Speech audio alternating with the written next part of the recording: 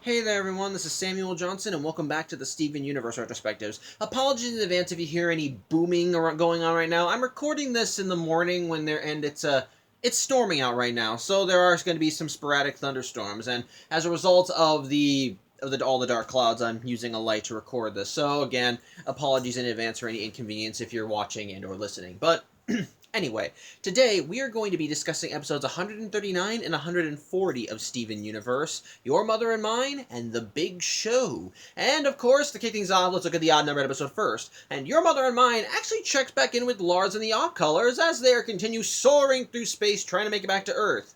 Well, they would be. Except they kind of run into some technical difficulties. Basically, their Nova thrusters are still damaged from their battle with Emerald, so they're sadly not getting very far in space, and they're already starting to kind of feel the weight of just drifting through space aimlessly. As such, and sadly, Fluorite explains that regardless of what they do, the engines are still badly damaged, so they can't really go that far. So they can't really go very far anyway. However, in the midst of all this moping around and feeling sorry for themselves, immediately, Steven comes popping out of Lars's head with a large submarine sandwich, here to celebrate because of all they accomplished in the last episode, with Lars and the Off-Colors saving Steven and Connie from the Jungle Moon, to fighting Emerald and coming out victorious, and blah, blah, blah. Basically, he's here to celebrate, but nobody's really in a celebrating mood. However, Steven does manage to kind of rally them enough so that they at least attempt to try and blast the Nova thrusters again, only when they end up doing this, it causes the ship to even further shut down, as now the engines are completely cut off. So, now they're even more dead in the water, and they have really no idea what to do next. As such, Steven, thinking that maybe he can help find ways to pass the time, wants to introduce everyone to someone who wants to meet them. Lars is a little hesitant to do all this, but he also does kind of concede and allows Steven to bring this person through. As such, Steven jumps back through Lars's head and comes back out with another Steven. Or more specifically, Garnet shapeshifting as Steven, as she immediately changes back to her regular form, and the Off-Colors see Garnet are like, holy shit, she's a fusion. As such, Steven introduces Garnet to the Off-Colors, explains she's the leader of the Crystal Gems, and Garnet is more than happy to meet each of the Off-Colors, just happily going up to all of them, saying hi. Like she looks at Rhodonite and tells her she wants to know all the full details about how her particular Ruby and Pearl met up and became her. She's happy to see the Rutile twins, and she says she's never seen anything like them. She looks at Fluorite and is just amazed to see her, and she even calls Paparazzi just a rarity and an interesting one at that. Unfortunately, though, her compliments ultimately have the kind of the opposite effect, as Paparazzi ends up pointing out, I predict that you're going to make everyone very uncomfortable. As such, Garnet is confused, and yeah, the Off-Colors are actually a little uncomfortable by what Garnet is saying. Why? Because they themselves believe that they are unnatural and that they do not belong. Which, again, makes sense. They've been living under Homeworld's thumb, and part of the reason why they're in hiding so much is because they are all Off-Colors. They don't all fit any of the mold, and so while they themselves don't want to give up what they are, and in some cases some of them can't help what they are, ultimately, they don't feel like they should exist, and they all believe they're wrong.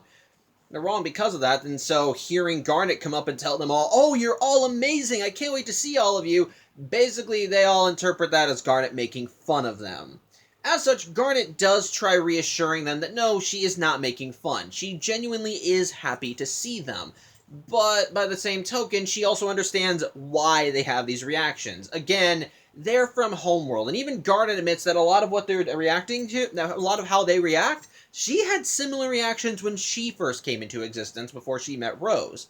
But, the instant she actually mentions Rose's name, the Off-Colors immediately start freaking out, because it turns out that Homeworld has its own tales to tell of Rose Quartz. Namely, they essentially equate her to the Antichrist. They say and basically the stories come out about her are all different, but all of them kind of go the same way. That she's a monster. She broke out of a corrupted strain of quartz, or she slayed several gems, or in Fluorite's case, she thinks she's just a folktale. But no, Garnet does tell them, no, look, Rose was real, and so she decides that she wants to educate the off-colors on on the real rose quartz. As such, Garnet begins telling them a story, and this is I'll say this. I like the way the story is told. Hold on one second.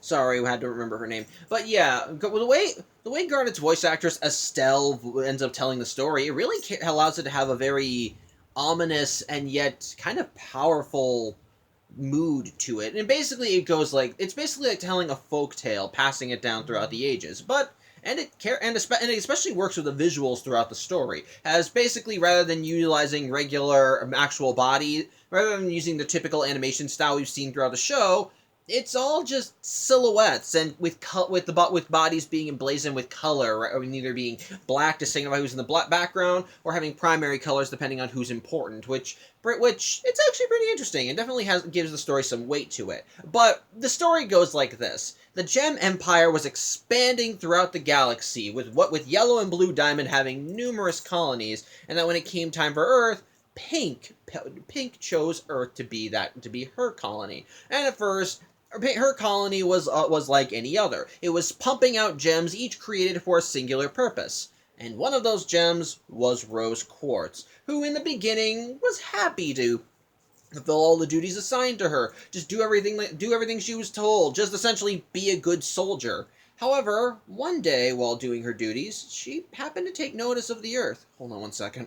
Sorry about that, Chinny wanted to be let out. But anyway, like I was saying, Rose Quartz one day began to take notice of the Earth, and she was intrigued by it. She found it all so unique and fascinating. She began exploring how the Earth operated. She began interacting with the local flora and fauna, the people, the animals, everything, and eventually that intrigue turned to fascination, and fascination turned to embracing, and that embracing turned to love.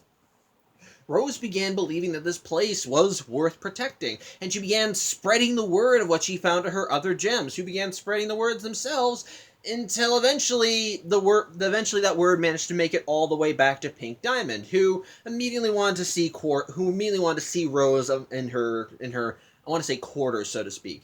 As such, Rose was brought before her and pleaded that they should leave the Earth alone. It's teeming with life, and yes, the people of this planet may have no intrinsic purpose, but they at least should be spared. She believes that they can be saved, and Pink, she apparently just laughed in Rose's face and told her to fuck right off, telling her how dare you question that and just told her to leave and get back to duties, and that if she just goes back to being a loyal soldier, then Pink will forget anything of everything that Rose said. As such, Rose was taken away, but Rose apparently didn't stay silent, as she decided, no, I don't want to keep destroying this beautiful planet, so she decided to rebel, and from that rebellion came the Rose Quartz we know, who rose up against Pink Diamond's forces, and immediately started trying to fend off the homeworld gems that attempted to colonize Earth, which is what led her to forming the Crystal Gems, with Garnet even taking special notice of other gems that didn't quite fit the mold, so to speak, with her examples being herself, Pearl, and even Bismuth, which I like, I like that. It's nice stuff, and of course, the tale basically goes that as the war raged on, Pink Diamond, being cowardly, decided to call the aid of Yellow and Blue Diamond, who sent her her forces. As such, this tale does kind of inspire the off colors a bit, but of course they continue asking about how this battle continued on, and sadly things did not go well. Despite the amount of gems that sided with Rose, the Diamond's forces were still too strong, and ultimately they wound up taking. And ultimately, it looked like Rose and Rose and the Crystal Gems were going to be defeated. As such, Rose decided to take the ultimate step, and of course does what everyone says she did, and she shattered Pink Diamond with her sword, thus depriving Earth of its ruler. So yeah, once again, it sounds like things are a lot better, but the question is still raised: did they still win? Well, sadly, Garnet tells them that that's not where it ended. As once again, we're going back to what we already know, Yellow, Blue, and White, outraged by what happened to Pink, unleashed that giant burst on the Earth that completely coated the planet's surface in an attempt to finally just end the war. And as we see, the only people that survive it are Rose, Garnet, and Pearl. Also Bismuth because her gem was in Lion's Mane, but that's another thing altogether. My point is, they're the only ones that survived, and sadly that means that that while they may have won the battle, the war was kind of in Homeworld's favor. And that ending does not give the off-colors much hope because essentially, no matter even with their versions of the story, it ended the same way, with Homeworld completely annihilating Rose Quartz. So learning that that was indeed based in fact, even they're wondering, well, what's the point of even fighting if Homeworld's just going to keep winning? Why should we even bother if they're just going to find us anyway? But Garnet counters, well, that's the reason why we fight. Yes, they may have won, but we're still here. We're still fighting, and the thing is, they may say that we are worthless, but look at us. We all exist here. We all continue living. And Homeworld tells us that we are out of place, that that we don't belong. But the fact that we're all here just shows how wrong they are. And even Steven pipes in and says, yeah, there probably are even more off-colors than you know, because hell, I was on Homeworld for maybe an hour before I ran into you guys. And of course, and Garnet even talks about how, yeah, Rose believed that Earth is what brought out the best in gems, but it's clear that with the off-colors existence, that she might have been wrong. That gems all across the universe may feel similarly to Garnet or the off-colors. That there may be more of them than even they know. But, of course, they don't want to say anything. Of course, they don't say anything, so ultimately that's the reason why they have to keep fighting. Because they deserve the right to exist. They deserve the right to do their own thing. They deserve to just be happy, to have a place to live. And regardless of what Homeworld says, they deserve this. They deserve to be happy, and so yes, that's a reason why they keep fighting. Even if Homeworld will continue coming after them, it's still worth fighting if just for freedom, freedom to be who you are, freedom to love, freedom to exist, just freedom to live. It's actually a pretty inspiring. Actually a pretty inspiring speech. And it does manage to rouse the off-colors enough. Sorry again, breakfast is still digesting. But like I said, the speech manages to rouse the off-colors enough that they and Lars decide that they want to get to work on fixing the engines. As such, everyone goes down as Lars and his crew continue trying to figure out how to make everything work, Steven has a word with Garnet, because you see, after the story, Steven began having thoughts, some rather intrusive thoughts, and so he tells Garnet about his experience, about his and Connie's experience on the Jungle Moon, and how when they were on the moon, he began having visions of Pink Diamond, which Garnet is a little curious about. And Steven kind of relates how when Blue Diamond came to Earth, he had visions seeing through her eyes, and now Steven is seeing through Pink's eyes, and the thing is, if he's having visions of Pink Diamond, then could that mean that she may in fact be alive? Garnet, of course, dismisses it because everyone knows Rose Quartz destroyed Pink Diamond. But it's still an interesting thought, isn't it? Although Garnet also takes this opportunity to still kind of bolster Steven's confidence by telling him that he's seeing these visions because of his empathic powers, and that that does make him unique and not like any other gem. So it makes him an off color too, and that of course he will always belong. He will always belong with them. As such. But either way, yeah, back with Lars and his crew, they finally managed to get the engine running, with Paparazzi even pointing out that Lars is pushing the wrong button, which I love. And as such, the ship is ready to go again, though sadly they still need to repair their Nova thrusters, and so the episode ends with Lars ordering his crew to hit a gem colony on a nearby asteroid so they can salvage parts, and that ultimately the gems there will have to fear them and all that. It's nice, so I like that. But that also brings us to the big show, and this one is kind of more of a filler episode, but a genuinely entertaining filler episode, as this episode focuses on Sadie and the Cool Kids, or as they're calling their band now, Sadie Killer and the Suspects. And basically the whole video is framed as one of those early days, how they came to be type of episodes, as basically Steven is filming Sadie and the Cool Kids as they're basically getting everything prepared to make it big, so to speak. And he's, of course, recording it through an old-timey cam. And that's basically how the entire episode is shown to us through the point of view of that camera, though it still has a story that you can easily follow. And like I said, it's just about their rise to stardom, so to speak, as they're trying to get a name for themselves. As Sadie Killer and the suspects are rehearsing in Sadie's room, which is in her parents' basement, and of course they're having fun, they're finding their sound, they're getting everything right, but of course they need to kind of get their names out there. And of course, the easiest way to do that is with word of mouth. Well, sort of, but whatever. Basically, Steven, of course, Steven decides the best way to do that, and so Steven decides to show a recording of Sadie and the band to Greg, and Greg, well, he loves it. He loves their sound, and he finds it really nice to listen to. As such, Steven convinces Greg to attend one of their rehearsals, and he's even more impressed. He likes what they're doing here, so he thinks that, yeah, you did good. You guys have made a solid band. But the thing is, if they want to make it big, there are other things they need to focus on, which namely is like getting a gig, merchandising, getting the word out there, ads, basically they just have to they just have to essentially sell themselves, so to speak. And Greg, well, he knows all those things, which Steven points out to Greg as he says, hey, you know all the things, maybe you can help them out. And Greg, well, he happily accepts the job, taking on the title of the band's manager. And so his first step as manager is that he takes footage of their rehearsal and sends it to one of his friends in Empire City, a woman by the name of Sunshine Justice, I think it's Sunshine Justice. Basically, she owns a club in Empire City, and Greg thinks that with her help, that he can get the band a good gig, and so he ends up sending her a recording via email, and she loves it and wants to get them on board. So of course, the band is getting ready to go to Empire City. There's just one little rub, and it's not a professional rub. It's not anything that impedes the band. No, it just impedes Sadie, as her mother is becoming aware of what Sadie is doing, and the thing is, Sadie has been keeping her mom at arm's length when it came to this whole band thing, which, like, even earlier in the episode, her mother came down while the band was rehearsing to ask Sadie if she wanted something, but then when she saw the band was there, she just backed off and said, okay, sorry, I'll leave you guys alone. And then likewise, as everybody is gearing up to go to Empire City and they're ordering props, she comes by to deliver said props, because after all, she's the mail lady, and of course, when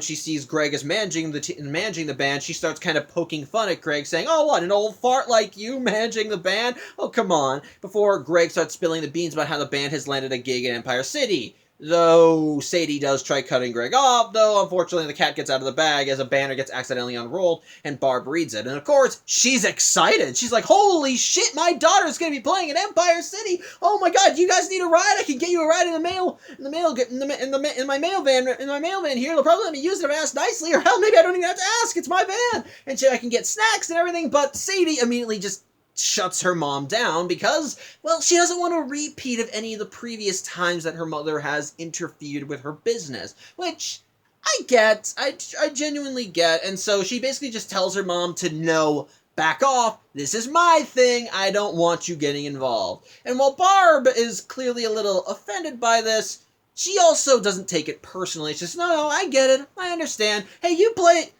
rock their socks off, have fun, and she ends up going off in the van to go back to her delivery. And later on, as everyone is still preparing, Steven does manage to catch a glimpse of Greg and Sadie as they're talking, and Sadie is, of course, venting to Greg about how she is tired of her mom getting involved in her business, because typically her mom likes to come in and take over the thing, just blow it out of proportion. She did it with the talent show in the last time that she got involved with something, and according to Sadie's own testimony, she's done it with other things in her life as well. But when Greg hears all this, he just kind of chuckles. As such, Sadie thinks, why the hell are you laughing? And Greg kind of starts comparing Sadie's upbringing to his own, and how when he wanted to start a band, his parents did not support him. So much so that they refused to even go to a single show that Greg did. So Greg, seeing Sadie's mom want to be as involved as she is and want to show all the support, he actually is a little jealous, and it does kind of give Sadie some clarity as she realizes, yeah, maybe it is nice that her mom is so invested in all this. But either way, the band does manage to make it to Empire City, and of course they get to Sunshine's club, and they're all prepping, getting the show ready. Sadie's getting her makeup done, getting on an outfit. Everything seems to be going well. However, as Steven goes out to look at the crowd, in the crowd he sees a woman who kind of bears a similarity to Sadie's mother, albeit with a different hairdo and wearing big sunglasses. It essentially looks like a cheap disguise, which when Sadie notices, she just thinks, oh god, my mom came even though I told her not to. She just wants to take over this thing again. But Steven kind of makes a joke about how maybe she should have taken costume tips from you.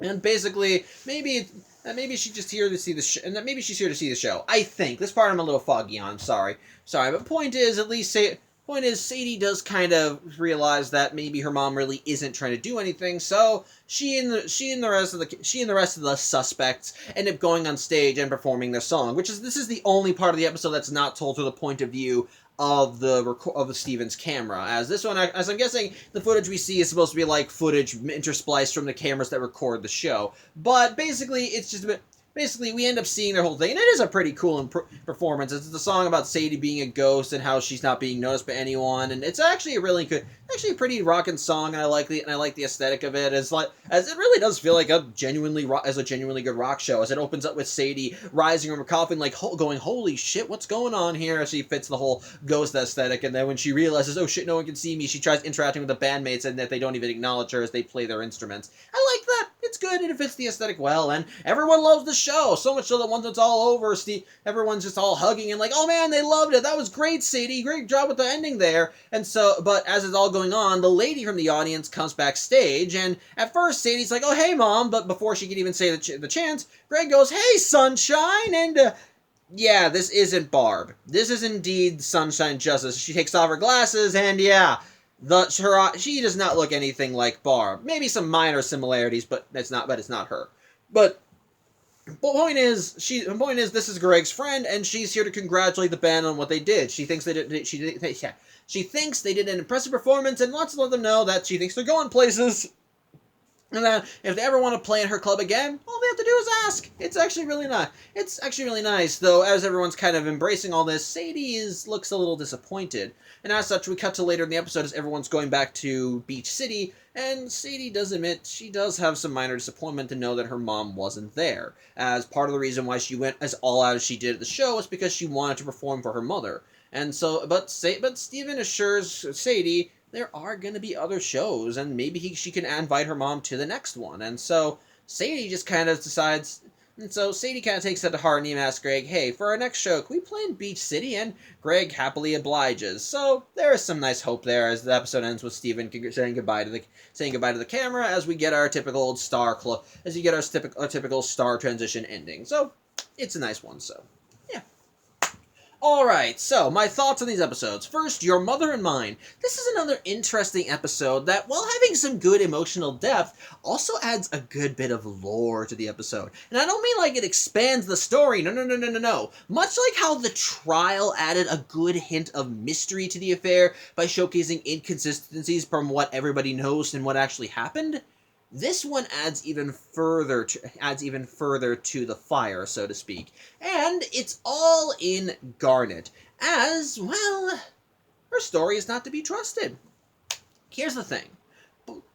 The story that Garnet tells the off-colors, it's clear she believes it. It's clear that she genuinely thinks the story happened. That everything that happened in it is tried and true fact. And from a certain perspective, it is an appealing story of a soldier who was originally nothing, and discovering the beauty and majesty of this strange alien world, growing to love it, and then into wanting to protect it, defying her creators and rising up, creating a rebellion to fight against them, and that even in the face of impossible odds, she and her crew still keep fighting. Even as they're defeated one by one, as they suffer immeasurable losses, they still keep fighting, wanting to help others and protect life and freedom and everything that they believe is good in this universe. That is a good story. The problem, however, lies that it's clearly fiction. And at least some of it is. Because here's the thing. When we hear Garnet's story, you can notice some inconsistencies between it and what we know. Once again, one inconsistency that I find fascinating when Garnet talks about the diamonds and how they wanted to take planets. Because, well, she said that Pink chose Earth to be her colony.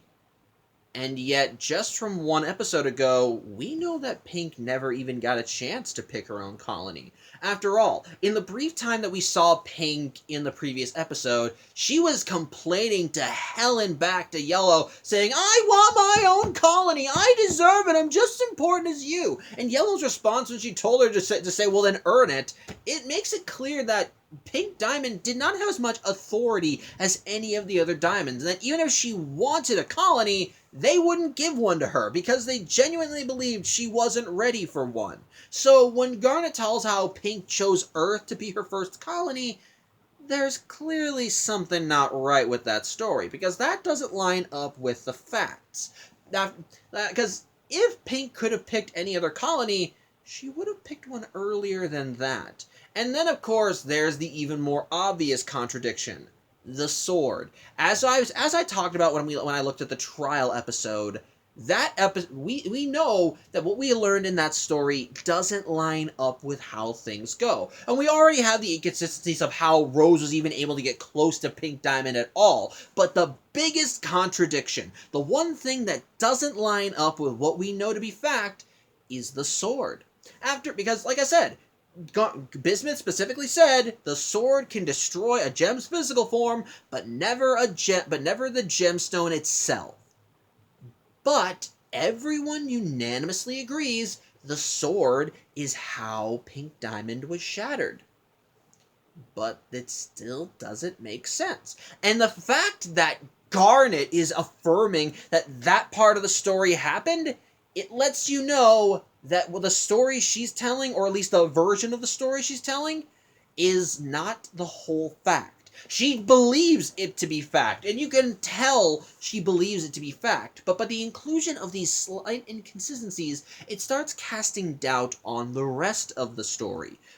Because we know that these parts of it shouldn't be. We know that Pink Diamond didn't choose Earth. It was probably given to her. It was probably given to her or something. And then likewise, the whole idea of Rose shattering Pink Diamond with a sword still doesn't add up. And the fact that there are now two testimonies that actually state that is what happened, that is the indisputable facts of the case, that Pink Diamond was shattered by a sword, that doesn't make sense. That doesn't make sense at all. The sword should not have been able to shatter Pink Diamond, and yet Garnet affirms that it did. Something is clearly not right with the story, and so it starts casting doubt on the remainder of the tale, and it begins making you wonder how much of it is true, how much of it is false, how much of it is exaggerated, and how much of it was simply just made up. That is what draws you in. It's interesting lore in a sense, but ultimately all we're really hearing is a fairy tale. That's all and the inclusion of these two simple inconsistencies lets you know that this version of the story may not be the whole truth. And while Garnet may believe it's the truth, she even states, no, this is the real story. It's clear that she's not getting the whole. It's clear that that despite what she says she knows, there are some things that she clearly doesn't. I like that. It draws you in and continues having you ask questions. Made even better by when Steven starts asking Garnet about the visions that he saw in the previous episode, with seeing like when he and Connie were Stevani and how they were seeing through the eyes of Pink Diamond through their dream. So in that regard. And likewise, the last time that Steven had diamond dreams was when Blue Diamond came to Earth. So the fact that Steven is having those dreams as well, it begins making him wonder what really happened to Pink Diamond. Could she still be out there? Could she still be out there? Because if she was really dead, why is he having these visions? Of course, Garnet writes it off as Steven's own empathic powers just connecting to some bit of Pink Diamond that's not there anymore. But it's very obvious that something is going on behind the scenes. Garnet is not aware of it. She clearly is not. But it's clear that something isn't right. There is something happening that nobody else is aware of, and that ultimately there are some fact there that and ultimately, regardless of what Garnet says, we still don't know the whole story, and I love it. It draws you in, keeps you asking questions, trying to figure out what's true and trying to figure out what's true and what's fiction. It's very nice. I love seeing it, and the way they interpret it in the story, especially by kind of contrasting Garnet's story with other folk tales, is interesting. And kind of going off of that same thing, remember how I complimented Garnet's story for the visuals? How everything was like kind of abstract with only like with silhouettes representing characters and only a few details and colors? The one part of Garnet's story that wasn't like that, the one part that actually was animated like the rest of the show, was the portion of the story of when the diamonds completely annihilated the planet's surface with their giant white wave that corrupted everyone.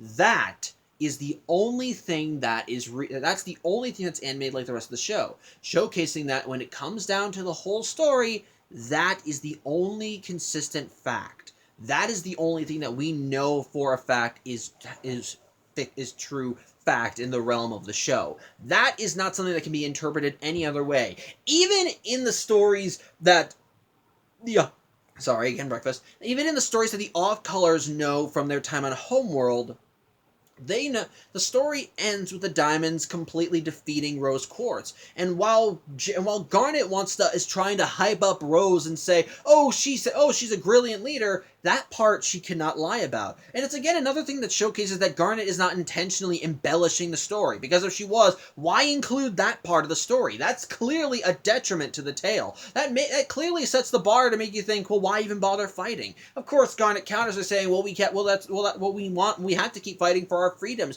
for just the right to exist, which I like, but she's clearly trying not to embellish. She clearly wants to tell what she believes is the truth.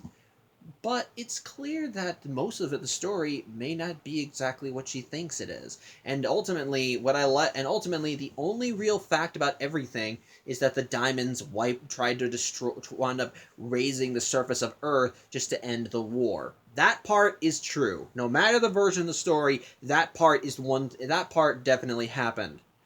But ultimately, the rest of the story definitely makes you wonder what really is going on there. I dig it. I dig it, and I love it. On top of that, there's some but like I said, there is still some genuinely good emotional bits in the episode, because ultimately the crux of this fairy tale, so to speak, is that while the odds may be stacked against us, there is still reason to keep fighting. Yes, the Gem Empire may be vast and the Diamond's reach may be long, but that doesn't mean that they should just give up and accept defeat. Because ultimately, regardless of what the Homeworld says, the off-colors are a lot more common than they think. There are more off-colors probably in hiding that nobody is aware of. And that yes, while Earth may be the place where they pop up the most, they're probably all over the place. They're more common than you think, and they deserve the right to exist. And ultimately, that's what the Crystal Gems fight for that right. And yes, the details surrounding that battle may not be entirely true, but the message is still clear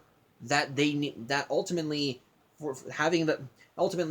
fighting for that freedom is better than just lying down and accepting defeat. You may not always win the battle. You may suffer losses, but the fight is still worth it, because the end goal is very much one worth fighting for. The right to be free, the right to exist as you are, the right to not bow down to anyone and just go into hiding because you're told you don't deserve to exist or you're not appropriate. This is about, ultimately, while it may be a long and arduous fight, it's one worth having. And I like that that's the message of the story, and that ultimately while the tale Garnet sows may not be the most accurate one, the message with it is still clear. So there is still merit in sharing that version of the story, which I dig. I like that. It's nice. Yes, it's somewhat propaganda, but ultimately the message is still clear, and it's still a rather inspiring message. But it's still a rather inspiring one. So I dig that. I like it.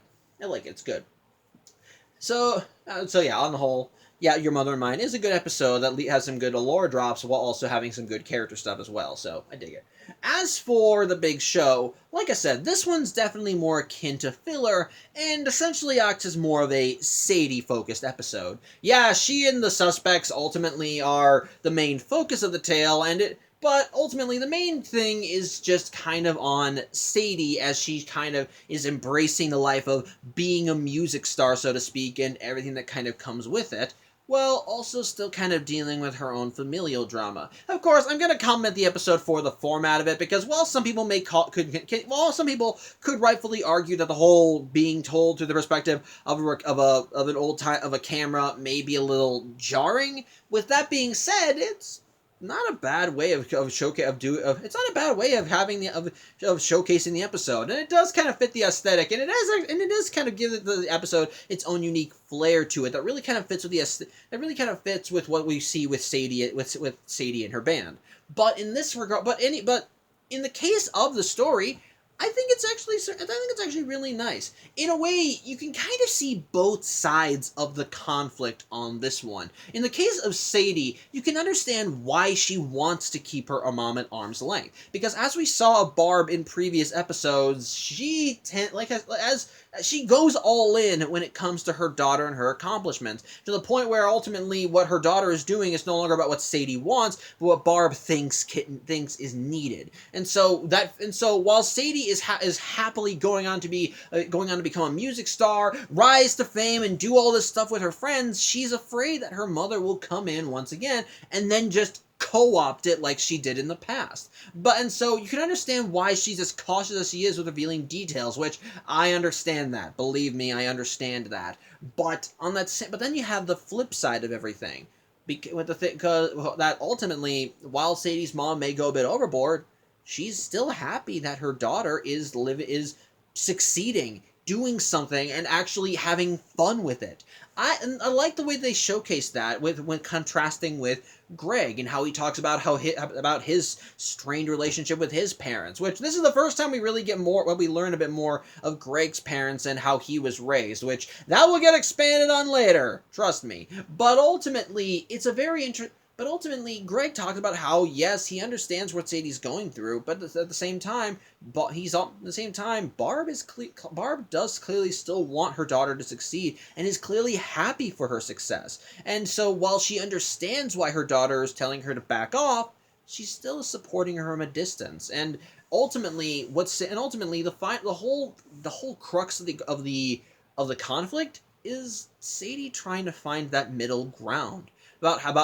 Just trying to find that place where she can have her mother in her life without having her be too involved, so to speak. As when Sadie did believe that Sunshine was her mother in disguise, she wanted to go all out. And while at first she was upset that her mom wound up sneaking to Empire City to see the concert, when she learned that that the person in the audience wasn't her mother, she was disappointed. And so she realizes, maybe I do want her to come to the shows.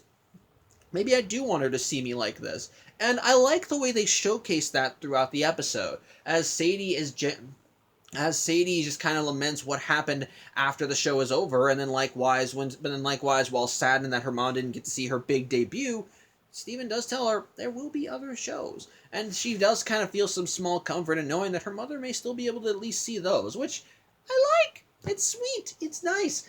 It's nice. And the way it finally ends with Sadie resolving to have the next show be in Beach City so that her mother can come see it more easily, I dig it. It's nice. On top of that, again, I like the way that... So, on the whole, it's a nice little episode. The music is, of course, awesome from Sadie and the band. I do like the format. There's some legitimately good writing, not just with Sadie and the conflict with her mother, but also between the bandmates, as I do like still seeing them work off of each other. I love seeing Buck Dewey just try to be as unabashedly I don't care cool as he tries to be, even to the point where he actually kind of craves the drama that comes from a band. And when everyone tells him, "Oh, we're probably not going to have all that," he's like, "Oh, dang." Like, he's actually legitimately disappointed, and I find it amusing. And I love the way, and I love how when Greg starts hyping up the band more, there is some nice humor in that, as when he first listens to the music, he's wearing headphones, And so when Steven tries telling him, hey, you should come see them live. You really like them then. He's like, what? I said you should come see them live. What? It's like, see them live. It's great. It's just hilarious. And then when he sends a recording to Sunshine, she's like, oh, man, this is the worst recording I've ever seen. Which sucks because I love this band. We need to get them live. I love that. It's again, good, well-written humor with some great character interactions and some honestly fun jokes, all wrapped together with a nice emotional center that really kind of hits a sweet spot and does kind of help showcase that, yeah, well, sometimes we do want to kind of distance ourselves to our parents.